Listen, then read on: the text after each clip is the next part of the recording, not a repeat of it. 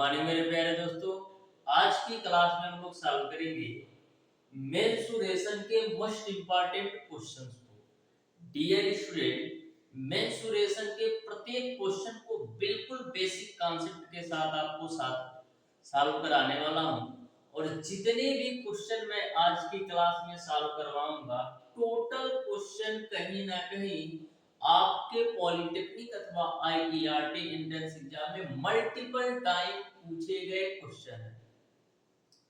प्रत्येक क्वेश्चन को बिल्कुल बेहतरीन कॉन्सेप्ट के साथ आपको बताने वाला हूं, जिससे आपको सारे क्वेश्चन के कॉन्सेप्ट अच्छी तरीके से समझ में आ सके कि किस तरीके से यदि एग्जामिनर हमसे क्वेश्चन पूछता है तो किस तरीके से उसको सॉल्व करना है। सारे क्वेश्चन को बहुत ही बेहतरीन तरीके से कॉन्सेप्ट के साथ आपको सॉल्व कराने वाला हूं, जिससे आपको सारी चीजें बिल्कुल अच्छी तरीके से समझ में आ सके कि यदि हमको किस टाइप से क्वेश्चन एग्जामिनर हमसे पूछे तो हम उसको कम से कम समय में कैसे सॉल्व कर सकते हैं। बहुत ही बेहतरीन क्लास होने वाली है।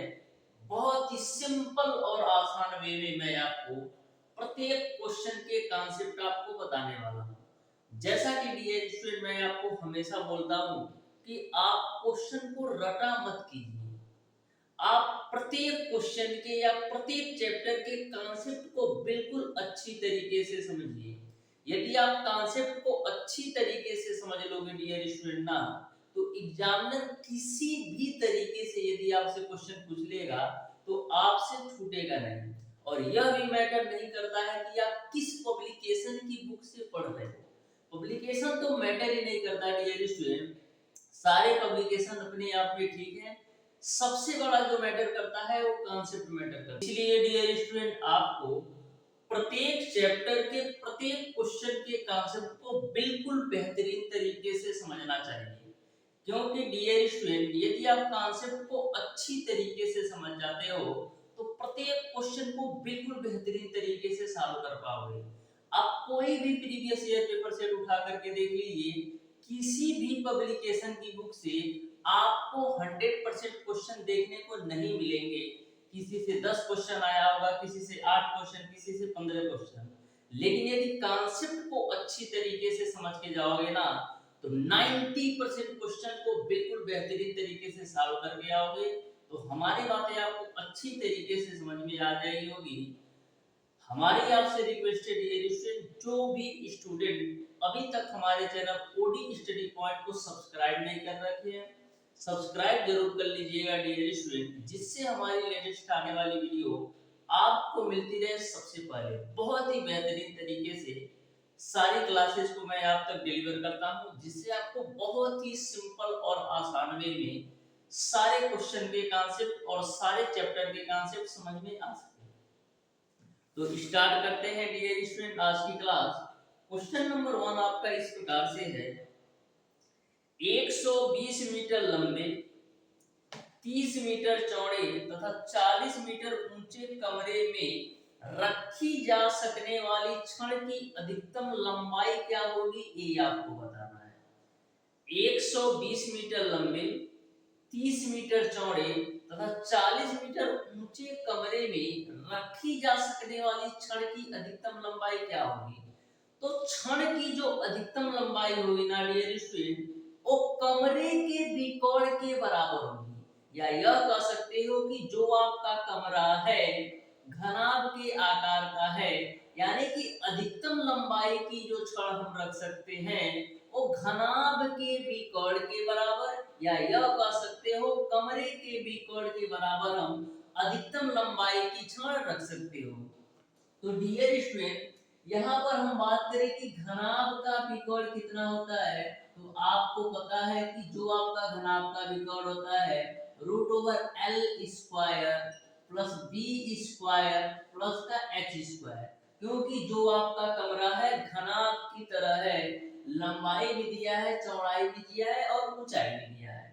तो लंबाई की जो वैल्यू दे रखा है डियर स्टूडेंट, वो आपको दे रखा है 120, तो 120 का होल स्क्वायर कर दो, प्लस चौड़ाई आपको दे रखा है 30, तो 30 का होल स्क्वायर कर दो, प्लस ऊंचाई दे रखा है 40, तो 40 का स्क्वायर कर दो। इसी को आप कैलकुलेट कर लो।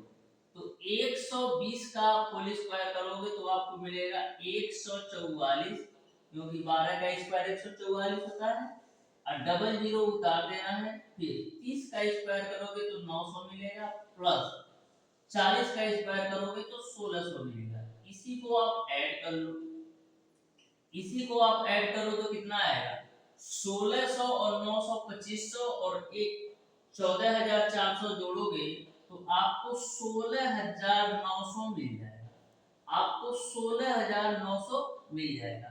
अब देखो 169 का वर्गमूल कितना होता है, 13 होता है, और यहाँ पर आपका डबल जीरो है तो एक जीरो यहाँ से आ जाएगा। इस तरीके से जो कमरे में अधिकतम लंबाई की छड़ रखी जा सकती है उसकी जो लंबाई होगी वो आपका 130 मीटर होगा। इस तरीके से क्वेश्चन नंबर 1 का ऑप्शन नंबर बी सही हो जाएगा। बहुत ही बेहतरीन क्वेश्चन था, बहुत ही सिंपल वे में मैंने आपको बताया है। तो हमेशा ध्यान में रखिएगा कि किसी भी कमरे में जो अधिकतम लंबाई की छड़ रखी जा सकेगी वो कमरे के विकर्ण के बराबर, जो कि आपका घनाभ के विकर्ण के बराबर होता है। बढ़ते हैं हम डियर स्टूडेंट क्वेश्चन नंबर 2 की तरफ, ध्यान से देखना। बोला है एक बक्से की लंबाई 10 मीटर, चौड़ाई 6 मीटर और ऊंचाई 4 मीटर है, तो बक्से में 15 घन मीटर आयतन वाले कितने घन रखे जा सकते हैं, ये आपको बताना है। बक्से में 15 घन मीटर आयतन वाले कितने घन रखे जा सकते हैं, ये आपको बताना है। तो घनों की संख्या कैसे निकालोगे, घनों की संख्या निकालने के लिए हम लोग करेंगे क्या डियर स्टूडेंट, बक्से के क्षेत्रफल में, या यह कह सकते हो कि बक्से के आयतन में एक घन के हम आयतन से भाग दे देंगे तो हमको पता चल जाएगा कि कितने घन रखे जा सकते हैं। तो यहाँ पर हमको घनों की संख्या निकालने के लिए करना क्या होगा, बक्से के आयतन में एक घन के आयतन से भाग दे देना है। तो बक्से का आयतन क्या होगा, बक्से का आयतन जो होगा वो आपका लंबाई गुणे चौड़ाई गुणे ऊंचाई के बराबर होगा, और एक घन का आयतन इन्होंने दे रखा है 15, तो डिवाइडेड बाय 15 कर लो। अब देखो बक्से की जो लंबाई दे रखा है वो आपको दे रखा है 10, चौड़ाई जो दे रखा है डियर स्टूडेंट वो आपको दे रखा है 6, और ऊंचाई दे रखा है 4 बट्टे का 15। इसी को कैलकुलेट कर लोगे तो आपको बक्सों की रखे जा सकने वाले घनों की संख्या पता चल जाएगा। तो 5 तिया 15, 5 दूना 10 और 3 दूना आपका होता है 6, तो 2 दूना 4 चौक 16, यानी कि जो 16 घन है इस बक्से के अंदर रखे जा सकते हैं, 16 घन इस बक्से के अंदर रखे जाते हैं, यानी क्वेश्चन नंबर 2 का ऑप्शन नंबर सी सही है। बहुत ही बेहतरीन क्वेश्चन था, आपको सिंपल तरीके से समझ में आया होगा। क्वेश्चन नंबर 3 आपका है, किसी बेलन का वक्र पृष्ठ 1000 वर्ग सेंटीमीटर है, उसके आधार का व्यास 20 सेंटीमीटर है, तो बेलन का आयतन क्या होगा ये आपको बताना है। बेलन का आयतन क्या होगा ये आपको बताना है। बेलन का वक्र पृष्ठ दे रखा है 1000 वर्ग सेंटीमीटर, तो बेलन का वक्र पृष्ठ क्या होता है डियर स्टूडेंट, 2 पाई आर। बेलन का वक्र पृष्ठ होता है 2 पाई आर, जिसकी वैल्यू दे रखा है 1000 वर्ग सेंटीमीटर। यहाँ पर मैंने 2 रख दिया, पाई की वैल्यू आप रख दो 22/7, आर की वैल्यू कितनी होगी, यहाँ पर व्यास दे रखा है आपको 20 सेंटीमीटर। तो यदि बेलन का व्यास आपका 20 सेंटीमीटर होगा तो त्रिज्या आपका हो जाएगा 10 सेंटीमीटर, गुणे ऊंचाई कर लो बराबर आपका हो जाएगा 1000। ठीक है, यहाँ से एक जीरो कैंसिल, 2 से काटेंगे तो ए आपका 50 बार में कटेगा। ठीक है, फिर 2 से काटो तो 11 बार में कटेगा, और 2 से इसको काटोगे तो 25 बार में कटेगा। तो यहाँ से आपको h की वैल्यू कितनी मिल जाएगी, h की वैल्यू मिल जाएगी आपको 25 गुणे 7/11। कितना मिल जाएगा, 25 गुणे 7/11। ये आपने h की वैल्यू निकाल लिया, 25 गुणे 7/11। आपको बताना है कि बेलन का आयतन क्या होगा। तो बेलन का आयतन क्या होता है, पाई आर स्क्वायर एच। तो पाई की वैल्यू रख दो 22/7, आर की वैल्यू है 10, 10 का स्क्वायर करोगे तो 100 मिल जाएगा, और एच की वैल्यू आपने निकाला है 25 गुणे 7/11। A7 से A7 कैंसिल, 11 से काटोगे तो 11 दूना 22 हो जाएगा, ठीक है। अब देखो 25 का गुणा 2 में करोगे तो मिल जाएगा आपको 50, और गुणे में 100, तो 50 गुणे 100 कितना हो जाएगा 5000। यानी कि जो बेलन का आयतन होगा 5000 क्यूब सेंटीमीटर होगा, 5000 घन सेंटीमीटर होगा। इस तरीके से क्वेश्चन नंबर 3 का ऑप्शन नंबर डी सही हो जाएगा। बहुत ही सिंपल क्वेश्चन था। बढ़ते हैं डियर स्टूडेंट क्वेश्चन नंबर 4 की तरफ। प्रत्येक क्वेश्चन को बिल्कुल सिंपल और आसान वे में आपको बताने वाला हूँ, जिससे आपको बहुत ही सिंपल और आसान तरीके से सारे क्वेश्चन के कॉन्सेप्ट समझ में आ सके। तो क्वेश्चन नंबर 4 को आप ध्यान से देखिएगा। बोला है एक घन की कोर 25% बढ़ा दी जाती है तो घन के आयतन में कितने की वृद्धि होगी। एक घन की कोर को हम 25% बढ़ा देते हैं तो घन के आयतन में कितने प्रतिशत की वृद्धि होगी, ये आपको बताना है। तो सबसे पहले मैं मान लेता हूं कि जो घन की कोर है वो आपका 100 है। मैंने मान लिया कि जो घन की कोर है वो आपका 100 है। बोला है कि घन की कोर में 25% की वृद्धि कर देते हैं, तो यदि आपका घन का प्रारंभिक कोर 100 है, अब 25% वृद्धि करोगे तो घन की जो नई कोर हो जाएगी वो आपका 125 हो जाएगा। मैंने माना कि घन की कोर 100 है, यदि घन की कोर हम 25% वृद्धि कर देते हैं तो जो नया घन का कोर होगा वो आपका 125 होगा। ये प्रारंभिक घन के कोर को आप A1 मान लो, और 25% वृद्धि के बाद घन की कोर को आप A2 मान लो। इसको कैंसिल कर दो, 25 चौका 100, अब 25 25 125, जिससे कैलकुलेशन सिंपल हो जाए। अब देखो जब घन की कोर 4 है, जब घन की कोर 4 है तो आयतन कितना होगा, तो घन का आयतन आपका होता है a का क्यूब, यानी घन का जो आयतन होगा a1 का क्यूब, और a1 की वैल्यू 4 है तो 4 का क्यूब करोगे तो 64 मिलेगा।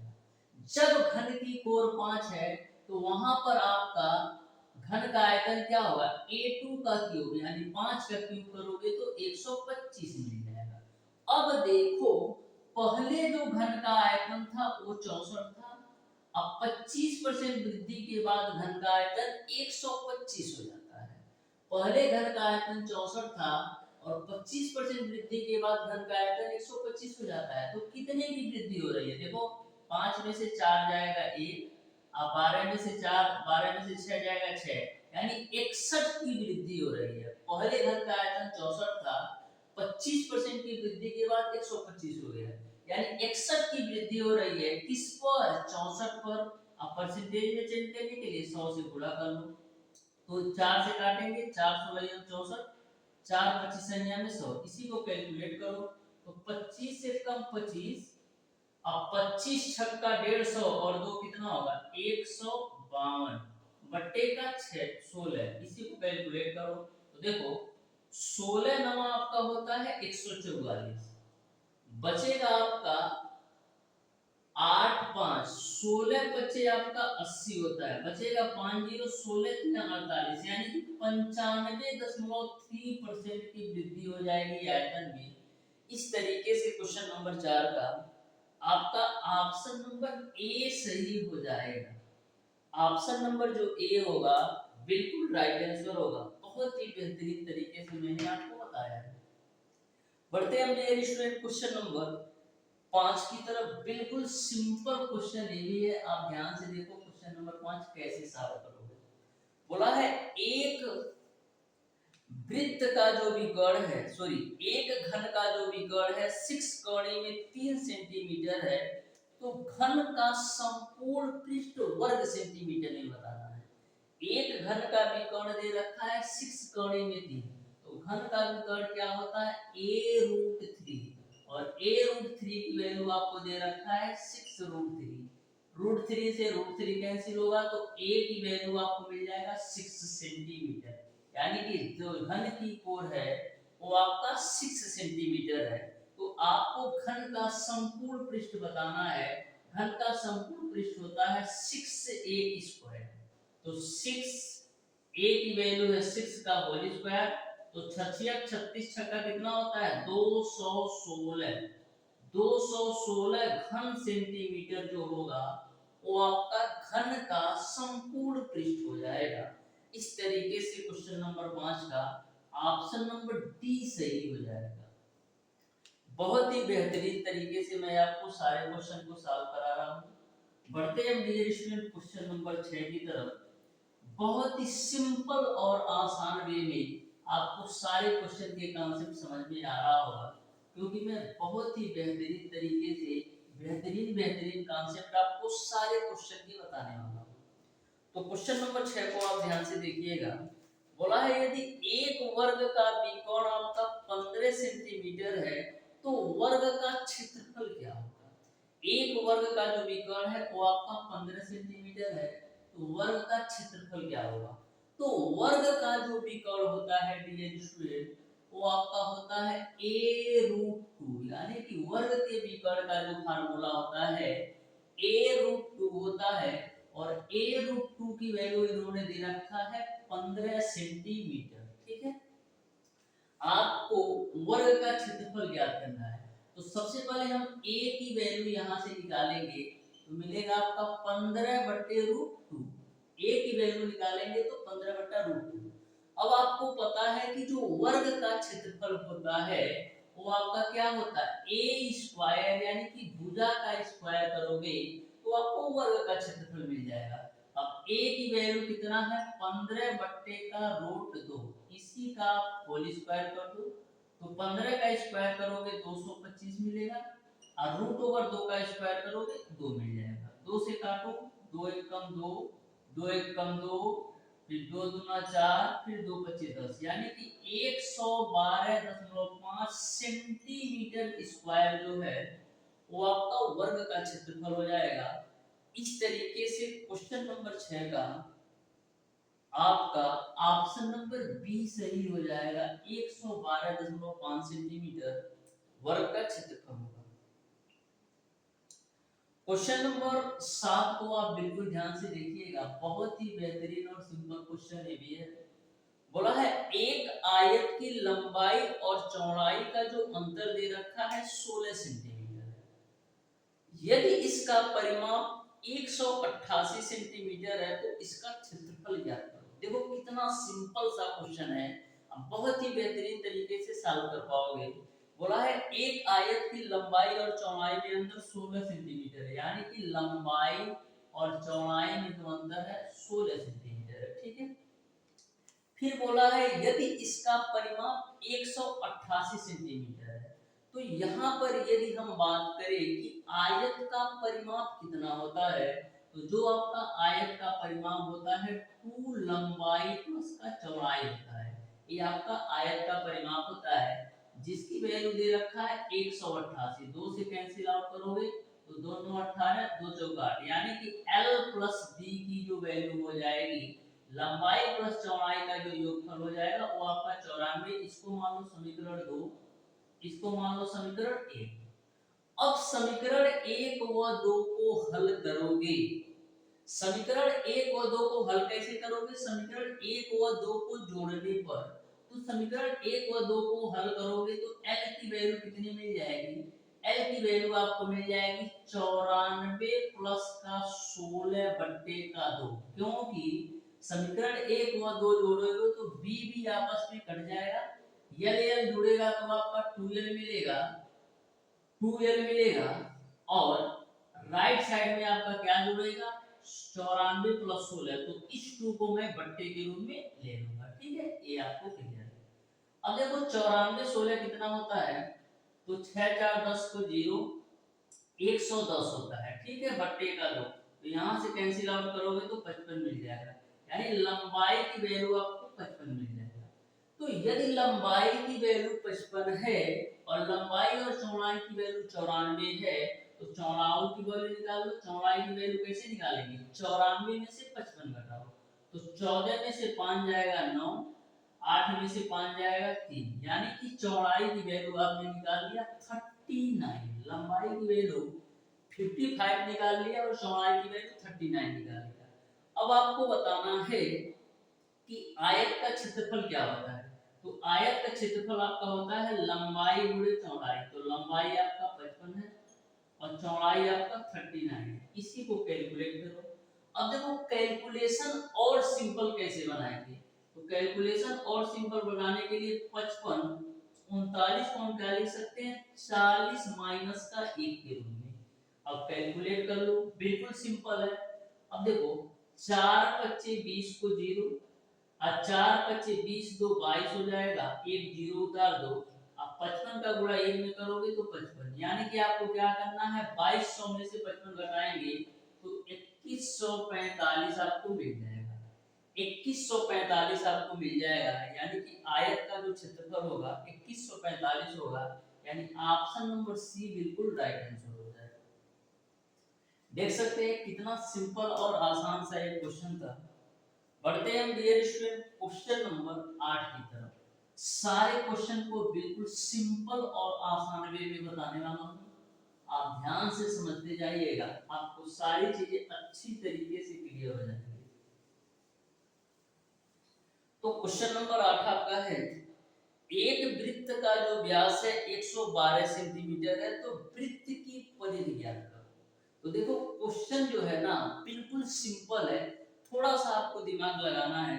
बोला है एक वृत्त का व्यास जो है वो आपका है 112 सेंटीमीटर। तो वृत्त का व्यास क्या होता है, वृत्त का जो व्यास होता है त्रिज्या का दोगुना होता है, यानी कि यहाँ पर आपको 2r की जो वैल्यू दे रखा है 112 दे रखा है, क्योंकि जो वृत्त का व्यास होता है त्रिज्या का दोगुना होता है। क्योंकि यदि आपको व्यास दिया रहे और त्रिज्या निकालना होता है तो क्या करते हो, बट्टे 2 कर देते हो, यानी कि जो वृत्त का व्यास है त्रिज्या का दोगुना होता है। एक क्लियर है। आपको बताना है कि वृत्त की परिधि क्या होती है। तो वृत्त की जो परिधि होती है वो आपका 2 पाई r के बराबर होती है। तो 2r की वैल्यू 112 दे रखा है, पाई की वैल्यू रख दो 22/7, 7 से काटो तो 7 एक कम 7 और 7 छक 42। तो कैलकुलेट कर लो, 16 दूना 32, 16 दूना 32 और 3 कितना होगा 35, यानी कि 352 जो होगा वो आपका वृत्त की परिधि हो जाएगी। इस तरीके से ऑप्शन नंबर ए सही हो जाएगा। पढ़ते हैं डियर स्टूडेंट क्वेश्चन नंबर 9 की तरफ। बहुत ही बेहतरीन, बहुत ही सिंपल क्वेश्चन है, ध्यान से देखना, बहुत ही बेहतरीन क्वेश्चन है। बोला है यदि किसी त्रिभुज की 3 भुजाएं 11, 12 और 13 सेंटीमीटर है तो त्रिभुज का क्षेत्रफल ज्ञात करो। तो कभी भी यदि आपको भुजाओं की माप दे दिया रहे और आपसे पूछा जाए कि त्रिभुज का क्षेत्रफल ज्ञात करो, तो ऐसे कंडीशन में आपको हीरोज फार्मूला लगाना है। अब हीरोज फार्मूला क्या होता है क्वेश्चन के माध्यम से बताते हैं, तो ध्यान में रखिएगा, कभी भी यदि आपको त्रिभुज की तीनों भुजाएं दे रखा हो और आपसे पूछा जाए कि त्रिभुज का क्षेत्रफल बताओ, तो हीरोज फार्मूला लगाते हैं। तो हीरोज फार्मूला लगाने के लिए सबसे पहले हमको पेरीमीटर पता होना चाहिए, यानी कि त्रिभुज का परिमाप पता होना चाहिए। तो त्रिभुज का परिमाप कैसे निकालते हो, तीनों भुजाओं का योग जो होता है तो त्रिभुज के परिमाप के बराबर होता है। तो 11 प्लस 12 और प्लस 13 करो कितना होगा, 13 12 25 और 11 कितना होगा 36 होगा, यानी कि जो त्रिभुज का पेरीमीटर होगा परिमाप होगा वो आपका 36 सेंटीमीटर हो गया। अब हम बात करें कि त्रिभुज का अर्ध परिमाप कितना होगा, तो आप कहोगे परिमाप का आधा यानी 36 का आधा आपका 18 सेंटीमीटर हो जाएगा त्रिभुज का अर्ध परिमाप। यहाँ तक आपको क्लियर है। यदि आपका परिमाप 36 है तो अर्ध परिमाप आपका 18 सेंटीमीटर है।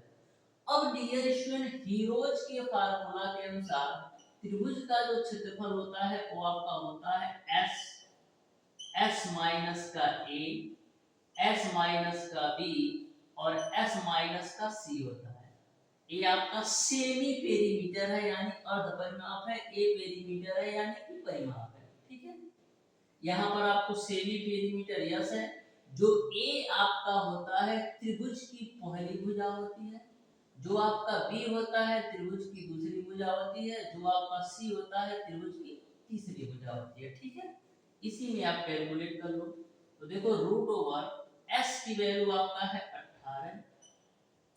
अब देखो 18 माइनस ए की वैल्यू है आपका 11, फिर 18 माइनस बी की वैल्यू आपका है 12, 18 माइनस सी की वैल्यू आपका है 13। इसी को आप सॉल्व कर लो तो क्या मिल जाएगा, रूट ओवर 18 गुणे 18 में से 11 जा 7, 18 में से 12 जा 6 और 18 में से 13 जा 5। ठीक है, यहाँ तक आपको क्लियर है।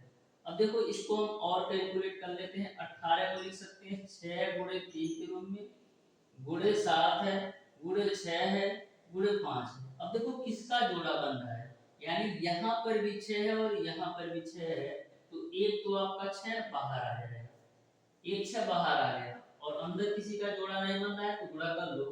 तो 7 3 21 25 कितना होता है 105, यानी कि 6 रूट ओवर 105 जो होगा वो क्वेश्चन नंबर 9 का बिल्कुल राइट आंसर होगा, यानी कि जो त्रिभुज का क्षेत्रफल होगा 6 रूट ओवर 105 होगा। इस तरीके से क्वेश्चन नंबर 9 का ऑप्शन नंबर सी सही हो जाएगा। बहुत ही सिंपल तरीके से आपको समझ में आ गया होगा, क्योंकि मैंने बहुत ही बेहतरीन तरीके से बताया। बढ़ते हैं डियर स्टूडेंट आज की क्लास के लास्ट क्वेश्चन पर। ध्यान से देखिएगा क्वेश्चन नंबर 10 को। बोला है यदि समबाहु त्रिभुज का क्षेत्रफल 64 कोणे में 3 सेंटीमीटर स्क्वायर है तो त्रिभुज का परिमाप बताओ। तो सबसे पहले तो क्वेश्चन नंबर 10 को सॉल्व करने के लिए आपको त्रिभुज का समबाहु त्रिभुज का क्षेत्रफल पता होना चाहिए। तो जो समबाहु त्रिभुज का क्षेत्रफल होता है डियर स्टूडेंट, कोणी में 3/4 गुणे भुजा का स्क्वायर होता है। समबाहु त्रिभुज का क्षेत्रफल कोणी में 3/4 भुजा का स्क्वायर होता है, जिसकी वैल्यू दे रखा है 64 रूट ओवर 3। रूट ओवर 3 से रूट ओवर 3 कैंसिल, तो a स्क्वायर की वैल्यू आपको मिल जाएगी 64 गुणे 4 के रूप में, 64 गुणे 4 के रूप में। तो a की वैल्यू कितनी आएगी, 64 से आपको 8 मिल जाएगा और 4 से आपको 2 मिल जाएगा। ठीक है ना, तो गुणा करने की जरूरत नहीं है। 64 से आपको 8 मिल जाएगा और 4 से आपको 2 मिल जाएगा, यानी a की जो वैल्यू है वो आपको मिल जाएगा 16 सेंटीमीटर। यानी कि समबाहु त्रिभुज की जो भुजा है वो आपका 16 सेंटीमीटर है। समबाहु त्रिभुज का मतलब ये होता है कि त्रिभुज की तीनों भुजाएं समान हैं। समबाहु त्रिभुज का मतलब ये है कि त्रिभुज की तीनों भुजाएं समान है। तो यहाँ से आप पेरीमीटर निकाल लो, तो समबाहु त्रिभुज का जो पेरीमीटर होगा 3a के बराबर होगा, क्योंकि समबाहु त्रिभुज का जो मतलब है कि तीनों भुजाएं समान हो वो आपका समबाहु त्रिभुज होता है। तो 3 गुणे भुजा की लंबाई 16 यानी 48 सेंटीमीटर आपका आ जाएगा। इस तरीके से समबाहु त्रिभुज का जो परिमाप होगा वो आपका 48 सेंटीमीटर होगा, यानी कि क्वेश्चन नंबर 10 का आपका ऑप्शन नंबर डी सही हो जाएगा। ऑप्शन नंबर डी जो होगा क्वेश्चन नंबर 10 का बिल्कुल राइट आंसर होगा। तो इस तरीके से डियर स्टूडेंट आज की क्लास में मैंने आपको बताया है मेंसुरेशन के महत्वपूर्ण 10 क्वेश्चन, और प्रत्येक क्वेश्चन को मैंने बिल्कुल बेहतरीन कॉन्सेप्ट के साथ आपको बताने का प्रयास किया है। फिर भी यदि आपको किसी भी क्वेश्चन में किसी भी प्रकार का डाउट और कंफ्यूजन होगा तो आप हमें कमेंट बॉक्स में कमेंट करके जरूर पूछ सकते हैं। तो आज की क्लास आपको कैसी लगी डियर स्टूडेंट, मिलते हैं डियर स्टूडेंट नेक्स्ट क्लास में, तब तक के लिए धन्यवाद।